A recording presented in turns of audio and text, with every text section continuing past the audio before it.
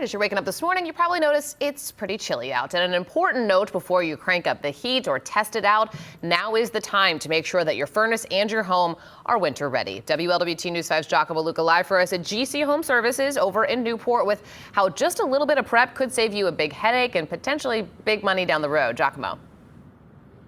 Yeah, that's right, Kelly. You can already start to see the frost collecting on the grass early this morning. Local HVAC crews, they tell us they're already starting to get booked up as those temperatures start to dive, and you definitely don't want to be left in the cold without the heat. They say one of the easiest things you can do, also one of the most affordable things to keep your furnace running smooth this winter and during the colder months is changing out those air filters. That keeps your system running smooth. Also, you're going to want to make sure to check your vents inside and outside your home. Make sure they're clear of any dust, leaves, and debris.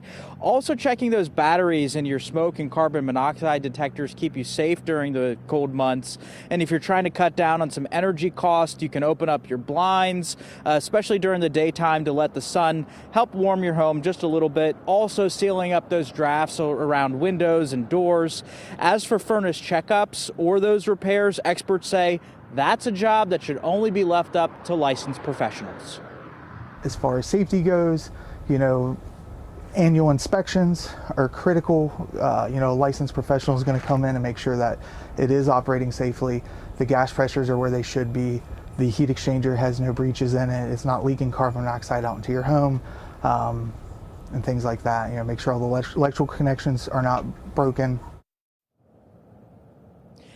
Yeah, and it's likely been months since your furnace last kicked on, so it might be a good time just to schedule one of those checkups now, make sure everything continues to run smooth. We're live in Newport. Giacomo Luca, WLWT News 5. All right.